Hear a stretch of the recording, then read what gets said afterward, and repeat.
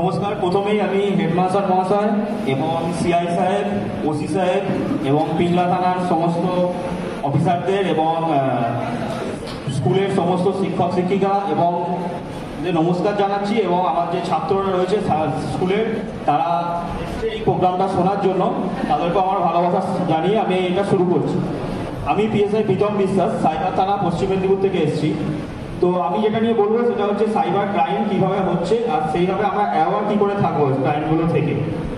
তো cyber crime দুরকমভাবে হতে পারে। একটা হচ্ছে সোশ্যাল মিডিয়া মানে ফেসবুক, হোয়াটসঅ্যাপ, সবাই তো ইউজ করো ফেসবুক, হোয়াটসঅ্যাপ, সেখান থেকে ক্রাইম হয়। আর একটা হচ্ছে ফিনান্সিয়াল ফ্রডটা আমি মানে বা আর্থিক প্রতারণা সেটা আমি পরে আসছি। আগে আমি সোশ্যাল মিডিয়াটা সম্বন্ধে বলছি, কারণ যারা আছো এখানে ম্যাক্সিমাম 11-12 স্টুডেন্ট, তারা সবাই সোশ্যাল মিডিয়া আমরা ইউজ করি, ফেসবুক ইউজ করি, হোয়াটসঅ্যাপ, সমস্ত কিছু ইউজ করি। তো এখান থেকে কীভাবে ফ্রড হয়? ফেসবুক অ্যাকাউন্ট সবার আছে। ফেসবুকে প্রোফাইল লক কতজনের আছে? প্রোফাইল লক সম্বন্ধে সবাই জানো কিভাবে ফেসবুকে প্রোফাইল লক করতে হয়?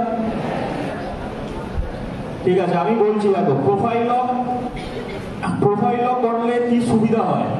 আমাদের যদি ফেসবুকটা প্রোফাইল লক করা থাকে, তাহলে ফেসবুকে আমরা যে পোস্ট করি বা কোনো পিকচার আপলোড করি বা টাইম লাইনে কোনো স্টোরি দিই, সেগুলো যারা আমার বন্ধু নেই তাদের কাছে শো করবে না সেই ছবিগুলো।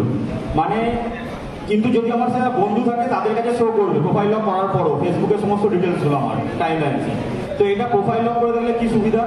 এখন একটা ক্রাইম হয় যেটা হচ্ছে ফেক অ্যাকাউন্ট করে, আমাদের নাম করেই ফেক অ্যাকাউন্ট করলো, আমাদেরই ছবি ব্যবহার করে, নাম ব্যবহার করে দিয়ে আমার বন্ধুদেরকে মেসেজ করছে বা বন্ধুদের থেকে টাকা চাইছে, আমি কোনো বিপদে পড়ে গেছি, আমাকে এই টাকা দাও, বা আমাদের নামে অ্যাকাউন্ট খুলে কোনো বাজে কোনো ছবি ব্যবহার করছে বা বিভিন্ন রকম ক্রাইম করতে পারে আমার নামে ফেসবুক অ্যাকাউন্ট করে। তো প্রোফাইল লক করা থাকলে কী হবে? এই ক্রাইমের সম্ভাবনাটা কমে যাবে, কারণ তোমার সমস্ত ডিটেলস যে কালপিট যে কাজটা করছে, ফেক অ্যাকাউন্ট খুলছে, সে পাবে না। সুতরাং আমাদের প্রথম কাজ, ফেসবুক ব্যবহার করছি কিন্তু তার সাথে প্রোফাইল লক করে রাখবো ফেসবুকে। আর কোনো আননোন ফ্রেন্ড রিকোয়েস্ট অ্যাকসেপ্ট করবো না। অনেক ফ্রেন্ড রিকোয়েস্ট আছে ফেসবুকে, যাদেরকে আমরা চিনি না বা জানি না, সেরকম কোনো ফ্রেন্ড রিকোয়েস্ট আমরা অ্যাকসেপ্ট করবো না। আর একটা আছে, এবার হচ্ছে 2 ফ্যাক্টর অথেন্টিকেশন। এটা সম্বন্ধে জানা আছে ফেসবুকে? 2 ফ্যাক্টর অথেন্টিকেশন সম্বন্ধে জানা আছে? কতজন জানো এটা? 2 ফ্যাক্টর অথেন্টিকেশন সেটিংসে গিয়ে প্রাইভেসিতে তোমরা পেয়ে যাবে 2 ফ্যাক্টর অথেন্টিকেশন। এটা হচ্ছে, যদি তোমরা এই 2 ফ্যাক্টর অথেন্টিকেশনটা অন রাখো, তাহলে কি হবে? যদি তোমার ফেসবুকের কেউ অ্যাক্সেস নিতে চায়, ভালো কোনো কারণে তোমার ফেসবুকের পাসওয়ার্ড জেনে গেছে কেউ, ইউজার আইডি পাসওয়ার্ড, সেটা দিয়ে কেউ যখন লগ ইন করবে তোমার ডিভাইস বাদে যে কোনো জায়গায় লগ ইন করতে যাবে, তোমার কাছে একটা মেল আসবে বা নোটিফিকেশন আসবে ফেসবুক থেকে যে এই অ্যাক্সেসটা কি তুমি করছো, এরকম একটা নোটিফিকেশন আসবে। ওটা তুমি যদি অ্যালাউ করো, তখনই তার কাছে গিয়ে ওটা ফেসবুকটা অ্যাক্সেস হবে। সুতরাং এটা একটা এক্সট্রা একটা লেয়ার সিকিউরিটি। মানে আমার পাসওয়ার্ড জানার পরেও কেউ কিন্তু যদি 2 ফ্যাক্টর অথেন্টিকেশন অন করা থাকে, তাহলে ফেসবুকটা লগ ইন করতে পারবে না।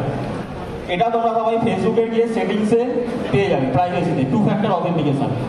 সেখানে একটা মেল আইডি বা নিজের মোবাইল নাম্বার দিয়ে ওটা অথেন্টিকেশনটাকে অন করতে হয়। এটা অন করলেই তোমাদের ফেসবুকটাকেও লগ ইন করতে গেলে তোমাদের কাছে নোটিফিকেশন চলে আসবে। সেম এই দুটো জিনিস যা বললাম, হোয়াটসঅ্যাপেও হয় 2 ফ্যাক্টর অথেন্টিকেশন। সুতরাং ওখানেও তোমরা 2 ফ্যাক্টর অথেন্টিকেশনটাকে অন রাখবে। অনেক সময় কি হয়, ওটিপি চলে আসে ফোনে, কোনো কারণে কেউ দিয়ে দেয় ওটিপিটা, বা আমার ফোনে ওটিপিটা কোনো একটা বন্ধু পাঠিয়ে ওটিপিটা ফোনটা নেওয়ার নাম করে ওটিপিটা দেখে নিল। সুতরাং এই 2 ফ্যাক্টর অথেন্টিকেশন অন থাকলে সেই ওটিপি দেখার পরেও যদি ফেসবুকটা করতে চায়, তোমার কাছে কিন্তু একটা অ্যাক্সেস করতে গেলে তোমার কাছে একটা নোটিফিকেশন আসবে। সুতরাং ফেসবুকে প্রোফাইল লক আর 2 ফ্যাক্টর অথেন্টিকেশন এইগুলো সবসময় অন রাখবে।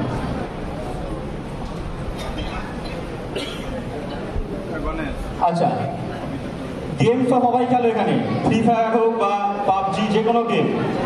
আমরা যখনই কি করি, যখনই যে কোনো গেম ইনস্টল করি মোবাইলে, লগ ইন করার জন্য অপশান আসে গেম ইনস্টল করার পরে, যে লগ ইন উইথ ফেসবুক আর জিমেল, এরকম আসে। তো আমরা কি করি, ফেসবুকে ক্লিক করে দিই। মানে আমাদের আলাদা করে কোনো লগ ইন আইডি বা পাসওয়ার্ড দিতে হয় না, ফেসবুকের পাসওয়ার্ডটাই গেমের সেম পাসওয়ার্ড হয়ে যায়। সুতরাং তুমি যে কোনো, আমি একটা উদাহরণ দিলাম, ফ্রি ফায়ার বা পাবজি, যে কোনো গেম ইনস্টল করলে তোমার কাছে, যে কোনো গেম না, যে কোনো অ্যাপ্লিকেশন যেখানে লগ ইন করতে হয়, এই অপশানটা আসে, লগ ইন উইথ ফেসবুক আর মেল আইডি। তো যখনই তোমরা ধরো ফেসবুকে ক্লিক করে তোমরা ফেসবুক দিয়ে লগ ইনটা করলে, তার মানে কি ফেসবুকের যা পাসওয়ার্ড সেটা বা জিমেলের যা পাসওয়ার্ড সেটা ওই গেমেরও পাসওয়ার্ড বা সেই অ্যাপ্লিকেশনটার পাসওয়ার্ড। এবার কি হয়, অনেকে গেমে টেলিগ্রাম, জানো তো টেলিগ্রামে অনেক গ্রুপ থাকে দেখবে, যারা এই মানে তারা কি বলবো এই গেমগুলোর কোনো লেভেলে তুমি ধরো আটকে গেছো কোনো একটা গেমে, তারা তোমার লগ ইন পাসওয়ার্ডটাকে নিয়ে সেই লেভেলটা সাকসেসফুলি পার করে দেয়। এর জন্য কেউ কোনো টাকাও ডিমান্ড করে, যাদের অনেক গেমের নেশা তারা এই কাজগুলোই করে। কোনো একটা লেভেলে হার্ড লেভেলে সে আটকে গেছে, সেই লেভেলটা পার করার জন্য এরকম টেলিগ্রাম গ্রুপে জয়েন করে বা নিজেদের বন্ধুদের যে গেমটা ভালো খেলতে পারে তাকে তার লগ ইন আইডি পাসওয়ার্ডটা দিয়ে দেয় গেমে। এবার যখনই আমি গেমের লগ ইন আইডি পাসওয়ার্ড দিচ্ছি তখন কিন্তু শুধু সেই গেমটা দিচ্ছি না, আমি ফেসবুক বা জিমেলের যেটাতে লগ ইন করেছি সেটারও পাসওয়ার্ডটা দিলাম। এবার ফেসবুকের পাসওয়ার্ড পেয়ে গেলে সে তোমার অ্যাকাউন্ট নিয়ে যে কোনো কাজ করতে পারে, তোমার অ্যাকাউন্টে রেজিস্টার্ড যে মোবাইল নাম্বার সেটা চেঞ্জ করে দেবে, যার জন্য কি তুমি তার অ্যাকাউন্টটাকে রিকভারি করতে পারবে। জিমেলের পাসওয়ার্ড জেনে গেলে জিমেলের পাসওয়ার্ড চেঞ্জ করে দেবে, সুতরাং যে মেলগুলো তোমার ইম্পর্টেন্ট মেল আছে সেইগুলো সব ডিটেলস ওদের কাছে চলে যাবে। সুতরাং গেম যারা খেলবে সব থেকে ভালো যদি খেলতে হয়, প্রথমত গেম একটা সার্টেন লিমিট পর্যন্ত খেলা উচিত। এমন নেশা না হওয়া উচিত যে আমার লগ ইন আইডি বা কাউকে দিচ্ছি কোনো একটা লেভেলকে পার করিয়ে দেওয়ার জন্য। আর ফেসবুক বা জিমেল দিয়ে লগ ইন করার চেষ্টা করবে না, যে কোনো অ্যাপ্লিকেশন আলাদা পাসওয়ার্ড রাখবে। এবার যেটা বলছি ফিনান্সিয়াল ফ্রড কিভাবে হয়, এগুলো তো গেলাম সোশ্যাল মিডিয়া সম্বন্ধে ক্রাইম। আর যদি কারোর কোনো অসুবিধা হয়, কারোর সাথে কোনো রকম এই ধরনের ঘটনা ঘটেছে, হাত তুলে আমাকে বলবে কে কিছু বলতে চাইলে, এই ফেসবুক হোয়াটসঅ্যাপ রিলেটেড বা কোনো গেম খেলতে গিয়ে কারোর কোনো প্রবলেম হয়েছে। প্লে স্টোরে অনেক লোন অ্যাপস পাওয়া যায়, যেগুলো কি আছে প্লে স্টোরেই পাবে। ইনস্ট্যান্ট লোন অ্যাপসগুলো অনেক রকম অ্যাপস আছে। অ্যাপসগুলো ইনস্টল করলে ওরা তোমার থেকে যখনই ইনস্টল করবে তোমার থেকে গ্যালারি মানে মোবাইলের স্টোরেজের কন্ট্যাক্ট লিস্টের পারমিশন চাইবে। সেগুলো যতক্ষণ না অ্যালাউ করবে অ্যাপসটা ইনস্টল হবে না। তো ওগুলো অ্যালাউ করে তুমি ইনস্টল করবে। সেখানে কিছু না ইনস্ট্যান্ট লোন পাওয়া যায়, 5,000 টাকা 7,000 টাকা তোমাকে লোন দিয়ে দেবে ইনস্ট্যান্ট। কিছু ভেরিফাই করা লাগবে না, শুধু ওই পারমিশনটা নেবে স্টোরেজ আর কন্ট্যাক্ট লিস্টের, আর হয়তো তোমার প্যান কার্ডের আধার কার্ডের ছবি নেবে বা ব্যাঙ্ক অ্যাকাউন্ট ডিটেলসটা নেবে, মানে অ্যাকাউন্ট নাম্বার। 5,000 টাকা দিল, এটা 1 সপ্তাহ পরেই তোমার থেকে কিছু একটা অ্যামাউন্ট ডিমান্ড করবে, অনেকটা বেশি অ্যামাউন্ট। তুমি যদি অ্যামাউন্টটা পেমেন্ট করেও দিলে তারপর তোমাকে ব্ল্যাকমেল করা শুরু করবে। অ্যামাউন্টটা পেমেন্ট করে দেওয়ার পরে তোমার যেহেতু স্টোরেজ গ্যালারি স্টোরেজের পারমিশন নিয়ে নিয়েছে, ওদের কাছে কন্ট্যাক্ট লিস্ট আর তোমার মোবাইলে যে সমস্ত ছবি আছে সমস্ত কিছু ওদের কাছে চলে যাবে। যখন অ্যাপ্লিকেশনটা ইনস্টল করবে তখন ওরা কি করবে, এবার সেই ছবিগুলো বিভিন্ন রকমভাবে এডিট করে বাজে ছবির সাথে মার্চ করে সেই ছবিগুলো তোমাকে তোমার বাবা মা আত্মীয় স্বজনদের পাঠিয়ে ব্ল্যাকমেল করা শুরু করবে। সুতরাং এরকম কোনো রকম লোন অ্যাপস থেকে ইনস্টল হবে না, এগুলো প্লে স্টোরেই কিন্তু পাওয়া যায়। এগুলো যেমন আনঅথরাইজড, এগুলো প্লে স্টোরেই পাওয়া যায়, কিন্তু এগুলো যখন আমরা ইনস্টল করি তখন দেখবে এই পারমিশনগুলো নিয়ে নেয়। সুতরাং এরকম কোনো অ্যাপস ইনস্টল করবে না যেগুলো আমার প্রাইভেসি চাইছে, মানে আমার ফোনের স্টোরেজ বা কন্ট্যাক্ট লিস্ট চাইছে। কারণ একটা লোন অ্যাপসে লোন দেওয়ার জন্য তোমার ফোন স্টোরেজ বা কন্ট্যাক্ট লিস্টের কোনো দরকার হয় না। ওরা এই অ্যাপসটা এই জন্যই রয়েছে ওখানে যাতে তোমাদেরকে ব্ল্যাকমেল করা হয়ে যাবে। সুতরাং এরকম কোনো লোন অ্যাপ ইনস্টল করবে না প্লে স্টোর থেকে। এবার ফিনান্সিয়াল ফ্রডের কথা বলছি।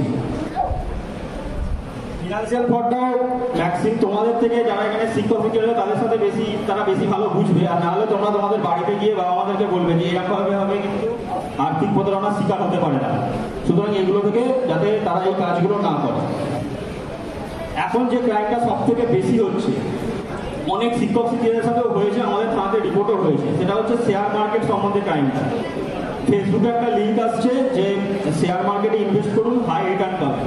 সেই লিঙ্কে আপনি ক্লিক করবেন, ক্লিক করার সঙ্গে সঙ্গে তারা একটা হোয়াটসঅ্যাপ থেকে আপনার কাছে মেসেজ আসবে যে এভাবে আপনি ইন্টারেস্টেড। তো আপনি যখন ইন্টারেস্ট দেখাবেন তারা একটা গ্রুপে আপনাকে জয়েন করাবে।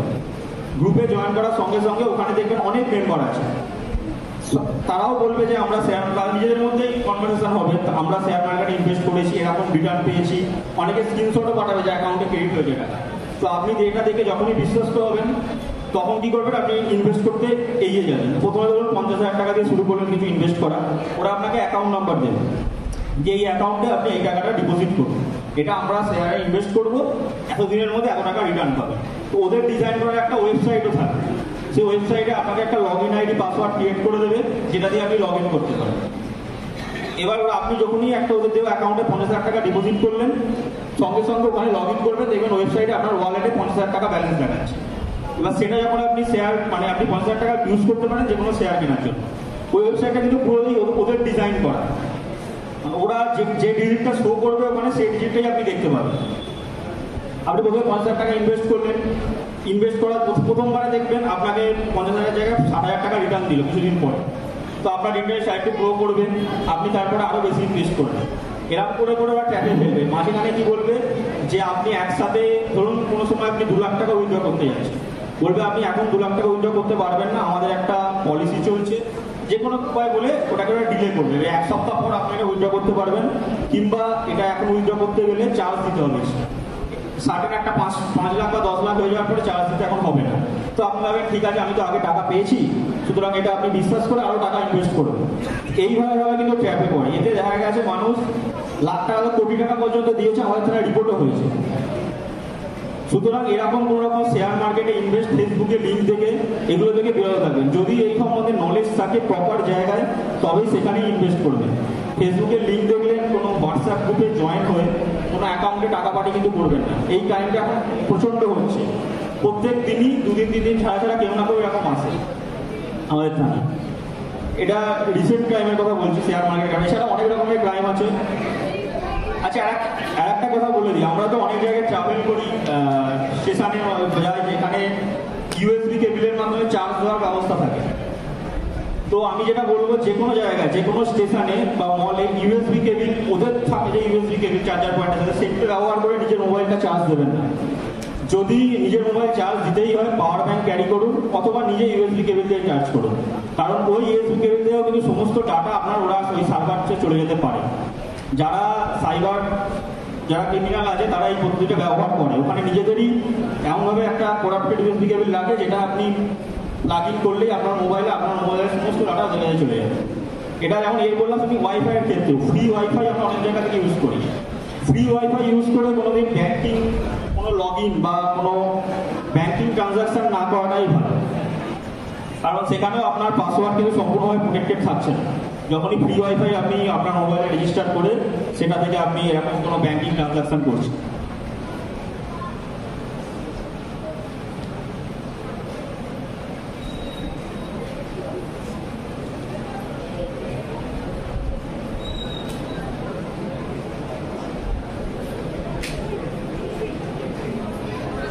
কারো কিছু কোশ্চেন থাকলে বলবে, আমি আর বলছি, কারো কিছু কোশ্চেন থাকলে বলতে পারো। আপনাদের কারোর কাছে এরকম কোনো লোন মানে শেয়ার মার্কেটে কারণ দেখেছেন ফেসবুকে অ্যাড দেখে, অনেকের ক্ষেত্রে আমার কাছেও আছে, ফেসবুকে স্ক্রল করতে করতে এগুলো দেখতে পাবেন। দেখবেন ফেসবুকের একটা অ্যাড দিয়ে দেয়, এখানে আপনি ক্লিক করার পরে আপনার সাথে এই ক্রাইমটা হবে, আপনি যদি ইন্টারেস্টেড থাকেন সেই ব্যাপারে। আর একটা কথা যেটা হচ্ছে ভিডিও কলের ব্যাপারটা, সেক্সটরশনের ব্যাপারটা আছে। সেটা মানে হচ্ছে ধরুন আপনার কাছে একটা কোনোদিন আননোন ভিডিও কল এলো, আননোন ভিডিও কল হতে পারে, কিংবা ধরুন ফেসবুকে কারোর সাথে বন্ধুত্ব হলো, ছেলেদের ক্ষেত্রে এটা বেশি হয়। ফেসবুকে ধরুন কোনো মেয়ে ফ্রেন্ড রিকোয়েস্ট পাঠালো, আমি সেটা অ্যাকসেপ্ট করলাম, করে কিছুদিন কথা হলো, তারপরে স্যার হোয়াটসঅ্যাপ নাম্বার চাই, হোয়াটসঅ্যাপ নাম্বার দিলাম, সেখানে 2-1 দিন কথা হলো, তারপর দেখবেন হঠাৎ করে ভিডিও কল করেছে। তো আমরা ভিডিও কলটা কি করি, অ্যাকসেপ্ট করি। এবার যখনই আমরা ভিডিও কলটা ধরি, তখন আমরা কীভাবে মোবাইলটা এরকমভাবে রাখি, দেখে ভিডিও কলটাকে অ্যাকসেপ্ট করি। করলে কি হলো, প্রথমেই আমাদের যেটা এক্সপোজ হয়, আমাদের ফেসটা এক্সপোজ হয়, মানে স্ক্রিনে ফেসটা দেখায়। দেখবেন অন্যদিকে কি কোনো একটা নিউ ভিডিও চালিয়ে রেখেছে, আপনার ফেসটা আপনার ওটা বুঝে আপনাকে ডিসকানেক্ট করতে গেলে 2-3 সেকেন্ড সময় আপনার লেগে যাবে। ডিসকানেক্ট করলে দিলেন, ওরা কি করবে সেই টাইমে আপনার ফেসটা আর ওই যে ভিডিওটা ওটাকে স্ক্রিন রেকর্ড করে রাখবে, করে এবার আপনাকে পাঠিয়ে ব্ল্যাকমেল করা শুরু করবে, যে এই ভিডিওটি এত টাকা না দিলে একটা সার্টেন টাকা ডিমান্ড করবে, বলবে এই টাকাটা না দিলে আমরা এই ভিডিওটা ফেসবুকে ছড়িয়ে দেবো, ইউটিউবে আপলোড করে দেবো, নানা রকমভাবে ডিমান্ড করতে থাকে টাকা। সুতরাং এটাও একটা সচেতন করে দিলাম, এরকম কোনো আননোন ভিডিও কল অ্যাকসেপ্ট করবেন না। যদি চেনেন জানেন ভিডিও কল ধরলেন ঠিক আছে, কিন্তু এরকম আননোন ভিডিও কল অনেক সময় এটাও দেখা গেছে আপনাদেরই ধরুন আপনাদের প্রধান শিক্ষকের ছবি দিয়ে একটা আননোন নাম্বার থেকে ভিডিও কল আসতে পারে, নাম্বারটা না কিন্তু ছবিটা না ব্যবহার করেছে। এবার আপনি ভাবতে পারেন যে হ্যাঁ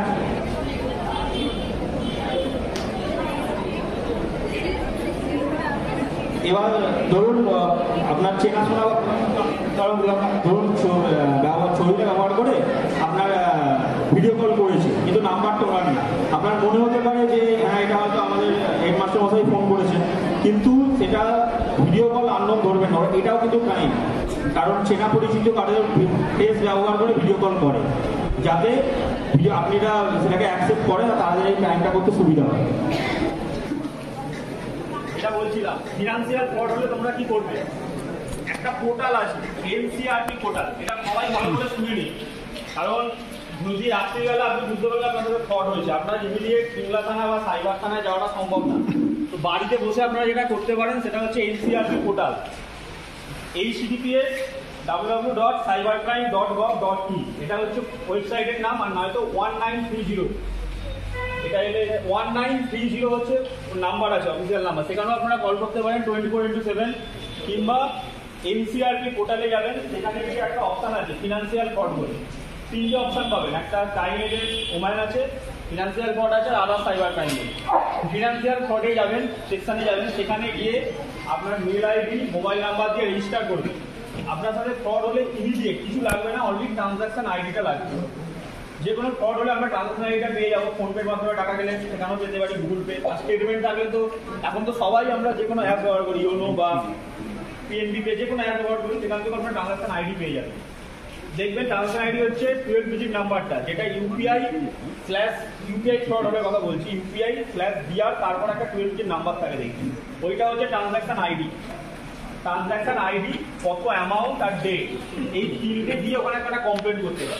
মানে এই 3টে ম্যান্ডেটরি লাগবে, তার সাথে আপনার নাম, ঠিকানা, কীভাবে ফ্রড হয়েছে, কবে হয়েছে, এই জিনিসগুলো দিয়ে ওখানে একটা কমপ্লেন রেজিস্টার করবে। তারপরে আপনি থানায় যাবেন। সুতরাং এই কমপ্লেনটা কেন করতে বলা হচ্ছে, মানে আপনি ইমিডিয়েট থানায় না যেতে পারলে টাকাটা অনেক সময় কি হয়, খুব তাড়াতাড়ি চ্যানেলাইজ হয়ে যায়। আপনার অ্যাকাউন্ট থেকে কারোর অ্যাকাউন্টে গেল, সেখান থেকে সঙ্গে সঙ্গে চ্যানেলাইজ হয়ে যায়। যতক্ষণ টাকাটা না উইথড্র হচ্ছে এটিএম থেকে বা কিছু শপিং না করে নিচ্ছে, তার আগে পর্যন্ত আটকাতে পারলে তবেই কিন্তু টাকা ফেরত হবে, নাহলে টাকা ফেরত করা সম্ভব হয় না, কারোর পক্ষেই সম্ভব না। সুতরাং এটা আমাদের হাতে আছে। এনসিআরপি পোর্টালে কমপ্লেন করলে অটোমেটিক ওরা বিভিন্ন 7-8 লেয়ার পর যতক্ষণ টাকাটা উইথড্র হচ্ছে বা খরচা হচ্ছে, টাকাটা কিন্তু হোল্ড করে দেয়। আপনার টাকাটা যেখানে যাবে সেইভাবেই মানি ট্রেলটাকে ওরা ফলো করে। সুতরাং আপনাদের যে কোনো টাকা লস হোক, সে 1 লাখ হোক, 10 লাখ হোক, সঙ্গে সঙ্গে গিয়ে ওখানে পোর্টালে কমপ্লেনটা করবে। ইউটিউবে আপনারা পেয়ে যাবেন এর গাইডলাইন, কীভাবে পোর্টালে কমপ্লেন করতে হয়। আর না হলে আমাদের থানায় ফোন নাম্বার আছে, সেখানে আপনারা কোনো অসুবিধা হলে ফোন করতে পারেন, সিমলা থানাতেও গিয়ে কথা বলতে পারেন। এনসিআরপি পোর্টাল, ফিনান্সিয়াল ফ্রড হলে এটা কিন্তু মাস্ট, এটা করতেই হবে। এটা করলে টাকা পাওয়ার একটা চান্স থাকে, যদি টাকাটা হোল্ড হয়। এইবার কারোর ফেসবুকে যদি কোনো ক্রাইম হয়, তারা কি করবে। ধরো তোমার ফেসবুক অ্যাকাউন্টটা হ্যাক হয়ে গেছে, বা তোমার ফেক অ্যাকাউন্ট খুলেছে, তাহলে ফেসবুকের আমাদের ইউআরএলটা লাগে। ইউআরএলটা মোবাইলে থাকলে দেখতে পাবে তোমরা, আমি তো বলে দিচ্ছি, ফেসবুক বাড়িতে যা দেখে নেবে তোমরা কীভাবে বার করতে হয়। ধরো যে কোনো একটা অ্যাকাউন্ট হ্যাক হয়েছে তোমার, বা তোমার নিজের অ্যাকাউন্ট কেউ অ্যাক্সেস করেছে, বা তোমার নামে কেউ ফেক অ্যাকাউন্ট খুলেছে, তো এটা কমপ্লেন করতে হবে। কমপ্লেন করার জন্য কী কী লাগে, সেটা হচ্ছে যেটা লাগে সেটা হচ্ছে ইউআরএল ফেসবুকে। কারণ নাম দিয়ে ফেসবুকে হবে না, কারণ ওই নামে তো অনেকে থাকে। ইউআরএলটা লাগে। ইউআরএলটা কী করে পাবে, যে কোনো একটা প্রোফাইল খুলবে, প্রোফাইলটা খোলার পরে দেখবে সাইডে 3টে ডট আছে, ওই ডটে ক্লিক করলে নিচে পেয়ে যাবে ওর প্রোফাইল লিঙ্কটা, ইউআরএলটা। ইউআরএলটাকে কপি করে দেবে। যদি ফেসবুক কোনো সময় অ্যাকাউন্ট ডিলিট হয়ে যায়, ধরো আজকে ক্রাইম হয়েছে, তোমরা রিপোর্ট করলে কালকে থানায় গিয়ে, কিন্তু ইউআরএলটা থাকলো না সেই মুহূর্তে, বা অ্যাকাউন্টটাকে ডিলিট করে দিল তোমার কোনো ছবি ছেড়ে, তখন কিন্তু আমরা কিছু করতে পারবো না ইউআরএল না থাকে। সুতরাং যেই মুহূর্তে তোমরা দেখতে পাবে এই অ্যাকাউন্ট থেকে কোনো তোমাদের বাজে ছবি সার্কুলেট হচ্ছে, সেই অ্যাকাউন্টের ইউআরএলটাকে কপি করে রেখে নেবে। পরে যদি অ্যাকাউন্টটা ডিঅ্যাক্টিভেট বা ডিলিটও হয়ে যায়, আমরা ইউআরএলটা থাকলে সেটা থেকে একটা কিছু বার করার চেষ্টা করতে পারবো। সুতরাং ইউআরএলটা ফেসবুকের ক্ষেত্রে সবথেকে বেশি দরকার। আর কারো কিছু কোশ্চেন থাকলে বলবে।